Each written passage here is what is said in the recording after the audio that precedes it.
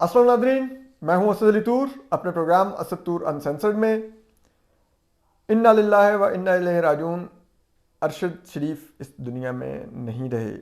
उनको कीनिया में एक मशकूक और बज़ाहिर एक जाली पुलिस मुकाबले में कत्ल कर दिया गया है। हम कोई अफवाहों का बाजार नहीं गर्म करना चाहते, ना ही हम बिलावजह कॉन्स्पिरेसी थ्योरीज देना चाहते हैं, लेकिन हमारे पास कुछ ऐसे हकायक हैं जो हम अभी मंजर आम पर लाएंगे, जो इस कत्ल के इर्द गिर्द जुड़े मामलात पर रोशनी डालते हैं कि ये क्या हुआ है। और ये बड़े ही गंभीर और तशवीशनाक हकायक हैं जिनकी यकीनन तहकीकात होनी चाहिए। मैं ये एक्सक्लूसिव तमाम मालूमात देने से पहले आपको ये भी बताऊं कि मैंने अरशद शरीफ साहब के साथ करीबन 5 साल काम किया है। डॉन न्यूज़ में मैंने उनके अंडर काम किया है, वो मेरे ब्यूरो चीफ थे। और मेरा उनके साथ बहुत अच्छा वक्त भी गुजरा। गो के आखिर में मेरे और उनके इख्तलाफात हो गए और मैंने इस्तीफ़ा अरशद शरीफ साहब के साथ इख्तलाफात की बुनियाद पर ही दिया था, और वो इख्तलाफात उनकी आज सुबह इंतकाल की खबर आने तक कायम रहे। ये गो के सहाफ़ती मामलात से जुड़े इख्तलाफात थे, कोई ज़ातियात का मसला नहीं था। लेकिन आज मैं वो इख्तलाफात भी दफन करता हूँ। मेरी अरशद शरीफ साहब के साथ कुछ ऐसी मेमोरीज़ हैं जो शायद थी किसी की हों। वो ये है कि मैंने अरशद शरीफ साहब को ज़िंदगी में एक ही दफ़ा टूटते हुए देखा है और बच्चों की तरह धाड़े मार मार के रोते देखा है, जो कि ना मैंने उससे पहले कभी देखा था और ना उसके बाद अरशद शरीफ साहब को उस हालत में देखा। वो था उनकी जब वालिद का इंतकाल हुआ, ये 2010-11 की बात है। तो हम कोलीग्स थे उस वक्त। गो के अरशद शरीफ साहब से उस वक्त ताल्लुकात का ज़रा बिटरनेस का आगाज़ हो चुका था, लेकिन मैं और मतीउल्लाह जान साहब फ़ौरन उनके घर पहुंच गए। फिर उनके दीगर अजीज़ भी आने लग गए, रऊफ़ कलासरा साहब और दीगर सैयद सहाफ़ी जो उनके दोस्त थे वो भी आने लग गए।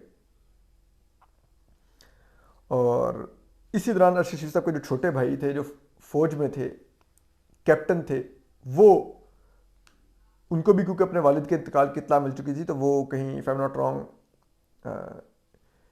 इस साइड पर थे, कहीं पेशावर से आगे कहीं पोस्टेड।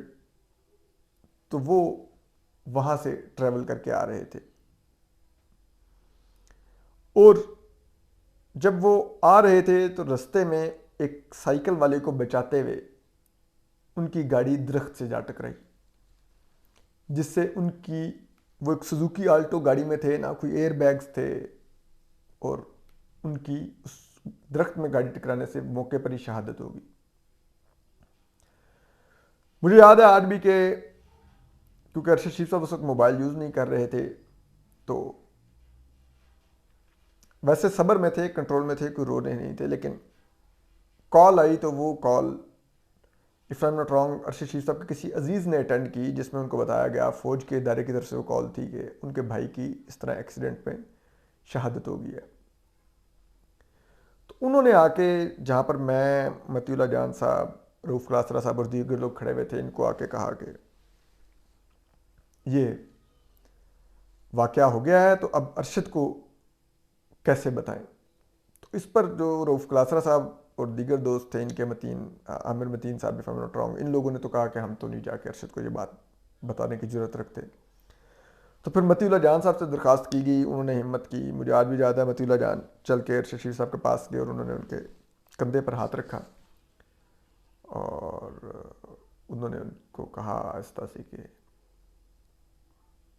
फ़ौज के इदारे की तरफ से फ़ोन आया और एक्सीडेंट में आपके भाई का इंतकाल हो गया। मुझे आज भी याद है कि अरशद शरीफ साहब ने एक चीख मारी और ये ज़मीन पर बाकायदा गिर गए, और उधर बच्चों की तरह ज़मीन पर गिरकर ये रोने लग गए और धाड़े मार मार के रोने लग गए। और फिर सब लोग, हम लोग इनके करीब जमा हो गए। ये मेरे लिए ज़िंदगी के चंद, जो मैं कहूँ ना, मेरी ज़िंदगी में बहुत बड़ी ट्रेजेडीज़ हैं, तो वो ट्रेजिक मनाजिर हैं जी, उनमें से एक था।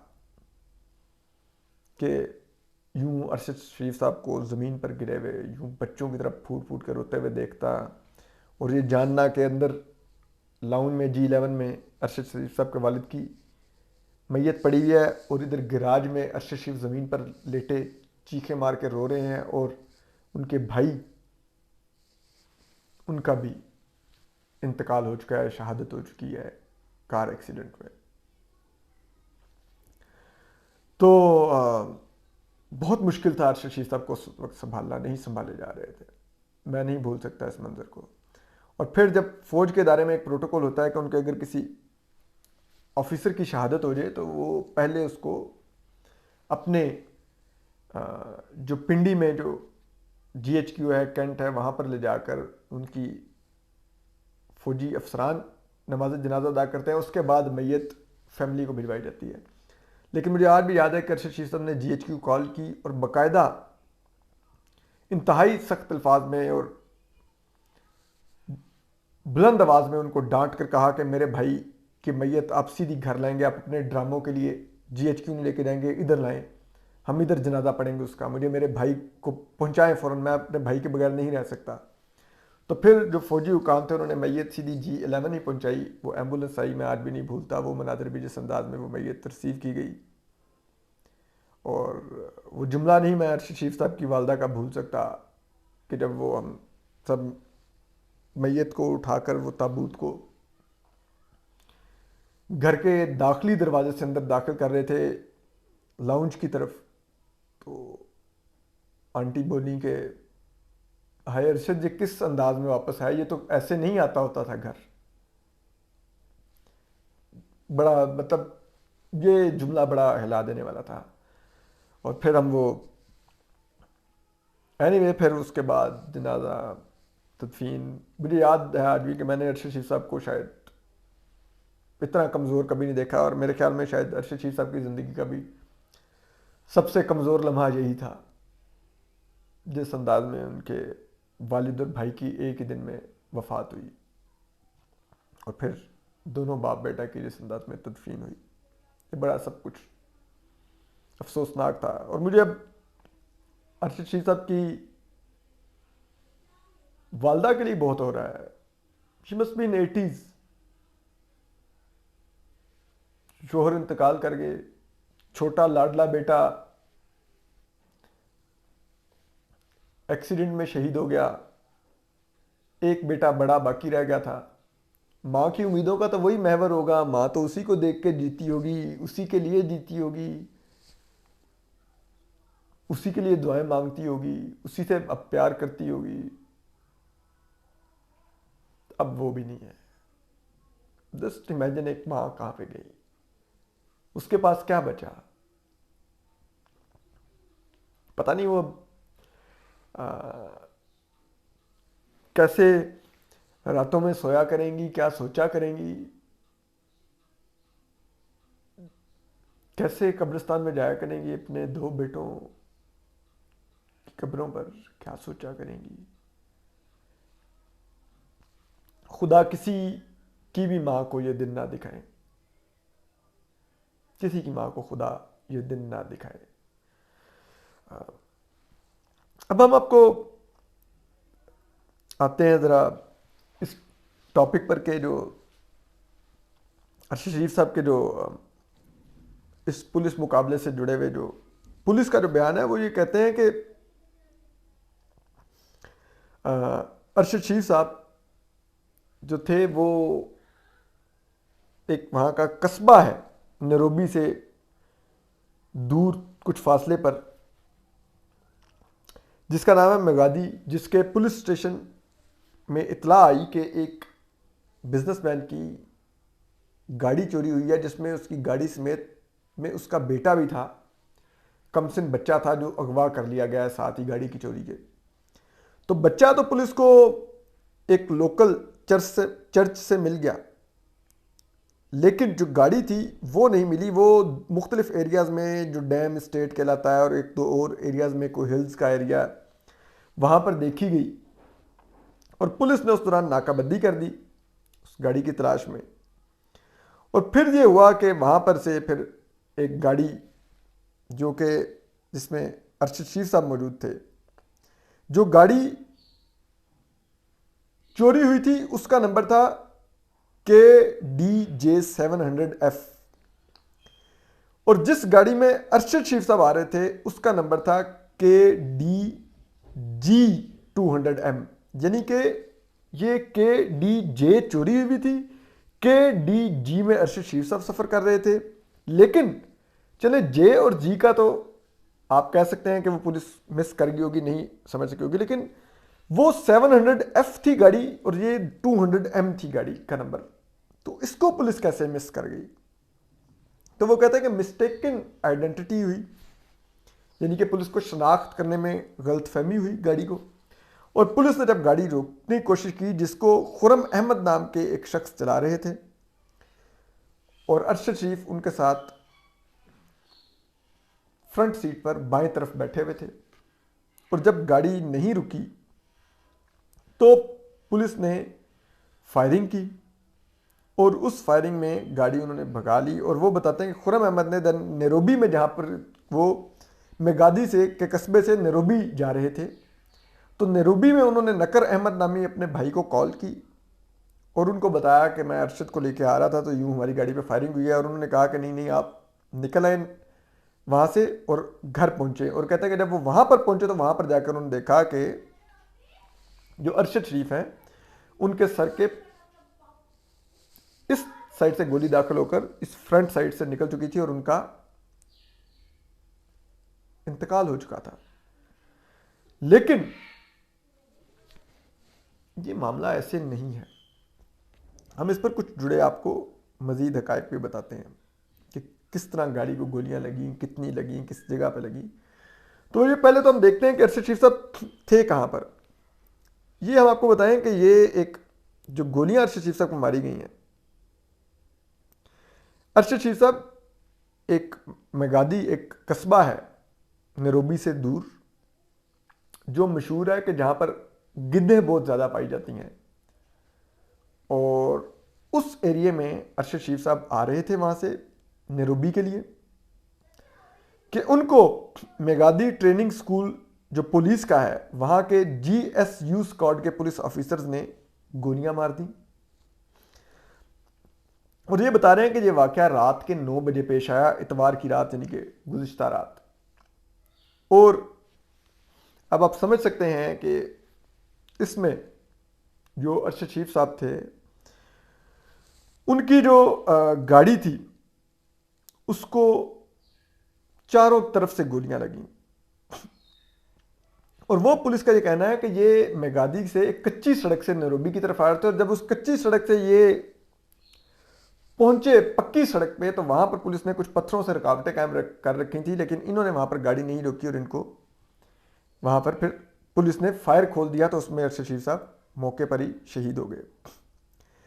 लेकिन अब आपको बताते हैं कि गाड़ी को चारों तरफ से गोलियां लगी हैं जिसमें अरशद शरीफ साहब सफर कर रहे थे।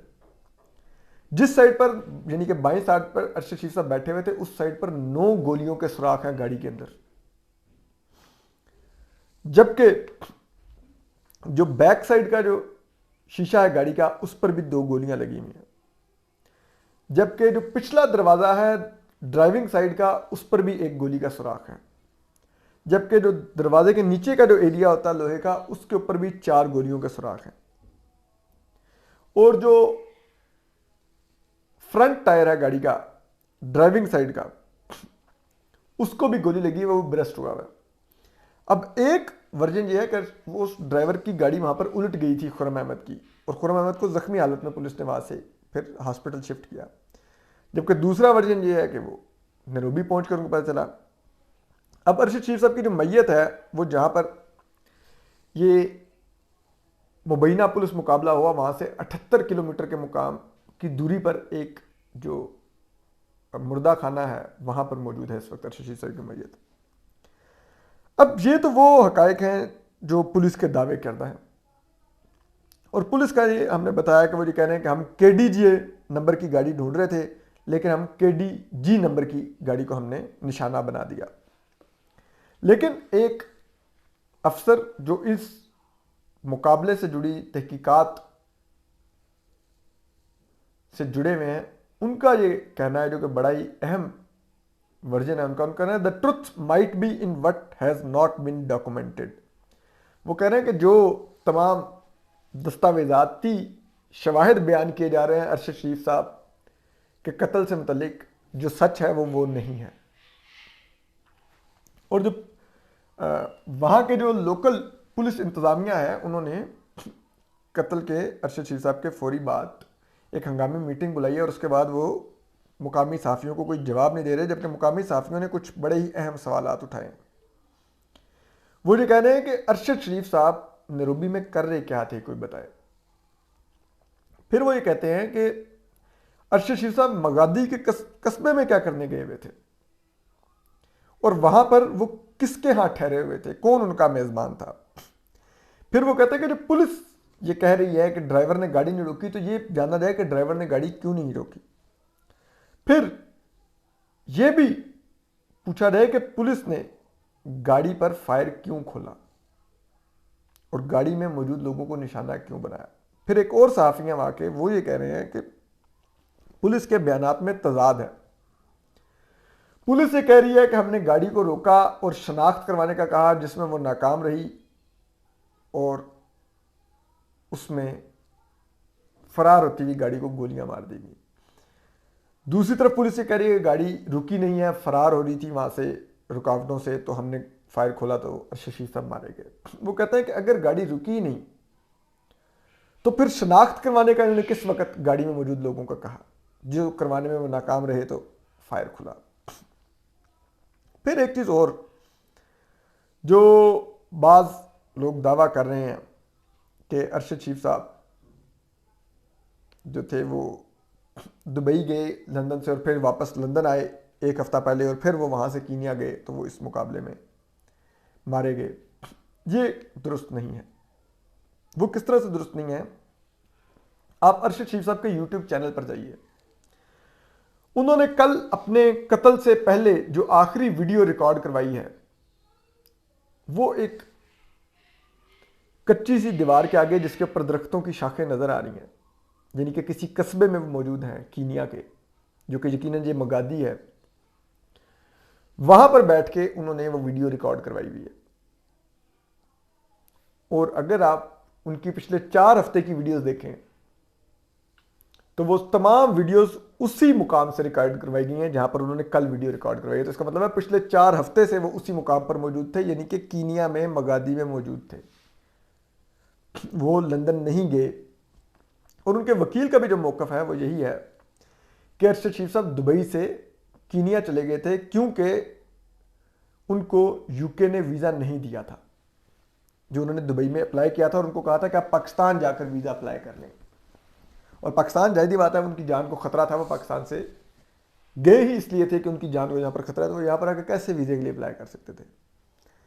लेकिन अब ये बात है कि वो जब पहले लंदन पहुँच गए थे, जब उनकी यहाँ पर जान को ख़तरा हुआ, तो वो अगस्त के महीने में, अगस्त के पहले हफ्ते में वो इस्लामाबाद से खुफिया तरीके से पेशावर पहुंचे, यानी कि खैबर पख्तूनख्वा, यहाँ पीटीआई की हुकूमत, और वहाँ से फिर वो पेशावर एयरपोर्ट से फ्लाई करके लंदन चले गए, जहाँ की उन्होंने तस्वीरें भी लगाई। वो एक रेस्टोरेंट में बैठे हुए कॉफ़ी पी रहे हैं।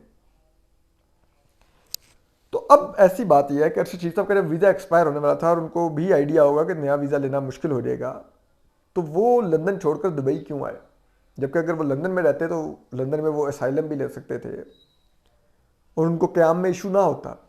लेकिन वो दुबई क्यों आए?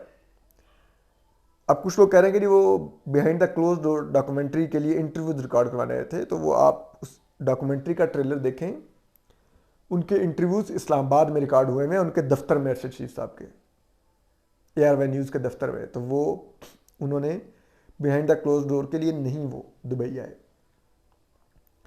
ज़रा ये बताते हैं कि वो दुबई कुछ मुज़ाकरात करने के लिए आए थे कुछ लोगों से, जो मुज़ाकरात जब नाकाम हुए, जो कि यकीनन अगर वो आए थे तो मुज़ाकरात वो इस्टेब्लिशमेंट के लोगों से ही कर रहे होंगे। और उसके बाद जो दुबई हुकाम थे उन्होंने उनको आगाह किया कि आप दुबई छोड़ दें, हमसे पाकिस्तानी हुकाम आपको हवाले करने का मुतालबा कर रहे हैं, तो हम आपके साथ सिर्फ यही मेहरबानी कर सकते हैं कि हम आपको दुबई से जाने का कह सकते हैं, पाकिस्तानी हुकाम के हवाले नहीं करेंगे, लेकिन हम आपको अब दुबई में नहीं रहने दे सकते। तो उसके बाद अरशद शरीफ साहब ने बरतानवी वीज़े के लिए अप्लाई किया, जो कि रिफ्यूज़ कर दिया गया। तो फिर 1 माह पहले, क्योंकि कीनिया में ऑन अराइवल वीज़ा मिलता है पाकिस्तानियों को, उसके लिए आपको वीज़ा अप्लाई नहीं करना पड़ता। आप कीनिया के एयरपोर्ट पर लैंड करें, अपना पाकिस्तानी पासपोर्ट दिखाएं और वीज़े की फ़ीस अदा करें, तो वो आपको वीज़ा दे के भेज देते हैं। कोई उस तरह की आपको प्रॉपर वो पाकिस्तानी वीज़े को वो नहीं रोकते, तमाम पाकिस्तानियों को वो वीज़ा दे देते हैं। तो अरशद शरीफ साहब ने इसलिए कीनिया का सफ़र किया। तो वो दुबई से कीनिया चले गए। और अब जो ये पुलिस है इधर की कीनिया की, तो देखिए ये पिछले आप 2016 से जाके खबरें देखें कि बीबीसी 2016 में रिपोर्ट कर रहा है कि कीनिया में खौफ का माहौल है। जो कीनिया की पुलिस का एक डेथ स्क्वाड है उसकी वजह से, क्योंकि वो जाली पुलिस मुकाबले करते हैं। फ्रांस 24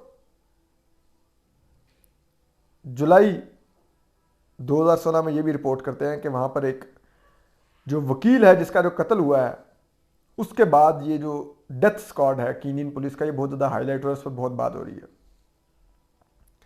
फिर 2021 में भी कुछ लोगों को यही जो एक अफ्रीकन न्यूज़पेपर है वो रिपोर्ट कर रहा है कि एक डेथ स्क्वाड ने जो कीनियन पुलिस का है उसने मावराए अदालत कत्ल किया है। और ये कीनिया का जो पुलिस है ये बड़ी बदनाम है जाली पुलिस मुकाबलों के लिए और बहुत करप्ट भी है। और अब आप देखिए कि 2019 में ह्यूमन राइट्स वॉच एक रिपोर्ट जारी करती है कीनियन पुलिस के ऊपर कि 2018 से लेकर 2019 के दौरान 1 साल के अंदर कीनियन पुलिस ने 21 लोगों को मावराए अदालत कत्ल किया है और मुबैना जाली पुलिस मुकाबलों में कत्ल किया है। तो एक तो फिर अब ये इस्टेब्लिश होता है कि ये कीनियन पुलिस बहुत बदनाम है, नोटोरियस है इस किस्म के कामों के लिए। तो फिर हम इस इम्कान को कैसे खारिज कर दें कि अरशद शरीफ जब 1 माह से कीनिया मौजूद थे तो उनकी यकीनन मौजूदगी का इल्म बहुत से लोगों को होगा और शायद उन लोगों को भी होगा जो उनकी जान के दर पर होंगे। और फिर हो सकता है उनकी इस 1 माह में रैकी भी की गई हो। ये लोकल कौन बिल्डर हैं जो कीनिया में बिजनेस कर रहे हैं लेकिन हैं पाकिस्तानी, जिनके पास अरशद शरीफ गए हुए थे? और फिर क्या कोई अरशद शरीफ की रैकी करके वहाँ की पुलिस को क्या पैसे देकर अरशद शरीफ साहब को कत्ल करवाया गया है? ये सब कुछ जानना बहुत ज़रूरी है। और इसके लिए क्योंकि कीनियन पुलिस ने तो अरशद शरीफ साहब को मर्डर किया हुआ है और अरशद शरीफ साहब जिसे कहते हैं बड़े मशकूक सरकमस्टांसेस में, जबकि उनकी जान को खतरा था और पाकिस्तान से अपनी जान बचाने के लिए वो बेचारे गए थे, उनको यूं कत्ल किया गया है। तो कीनियन जो हुक्काम है या कीनियन पुलिस पर तो हम ये तहकीकात नहीं छोड़ सकते। फिर अगर हम कहें कि पाकिस्तानी को कमीशन बन जाए जो वहां पर जाके तहकीकात करे, तो पाकिस्तानी हुकाम से भी तो अरशद शरीफ साहब को जान का खतरा था, तो वो यहां से गए। और हमें नहीं भूलना चाहिए कि यहां पर एक सहाफ़ी सलीम शहजाद शहीद थे। 2010 में उनको इस्लामाबाद से अगवा करके मर्डर किया गया और उनको भी तमाम जो कत्ल का खुरा था वो इस्टेब्लिशमेंट तक गया, लेकिन सुप्रीम कोर्ट का कमीशन बन के भी सलीम शहजाद को इंसाफ नहीं दिलवा सका था।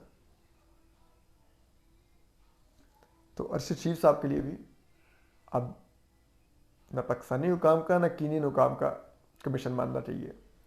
इकबाल खटक साहब ने जो फ्रीडम नेटवर्क किया, उन्होंने बिल्कुल ठीक मुतालबा किया कि यूएन की कोई कमेटी या कमीशन बने जो अरशद शरीफ साहब के कत्ल के तहकीकात करे और हकायक सामने लाए, क्योंकि ये नाकाबिले कबूल है हमारे लिए कि एक हमारे सहाफ़ी को जो जान बचाने के लिए पाकिस्तान से गया और फिर बैरून मुल्क मारा गया और कह दिया जाए कि वो पुलिस मुकाबला हो गया। और हो सकता है पुलिस मुकाबला हो, लेकिन पहले ये कमीशन तहकीकात करे कि अरशद शरीफ साहब जिनके यहाँ ठहरे हुए थे उनके साथ अरशद शरीफ साहब का क्या ताल्लुक था, किसके कहने पर वो दुबई आए, दुबई में किन लोगों से मुलाकातें करते रहे और फिर दुबई से उनको क्यों जाना पड़ा। हालांकि वो दुबई में भी अपना वीज़ा एक्सटेंड कर सकते थे अगर उनको बरतानिया का वीज़ा नहीं मिल रहा था। दुबई का वीज़ा एक्सटेंड करना बहुत आसान होता है। तो उनको क्यों दुबई से जाना पड़ा, किन हालात में जाना पड़ा, और उन्होंने जाने के लिए कीनिया का इंतखाब क्यों किया, और कीनिया में किस किस को मालूम था वो कीनिया में मौजूद थे और उनकी क्या वहाँ पर सरगर्मियाँ हैं।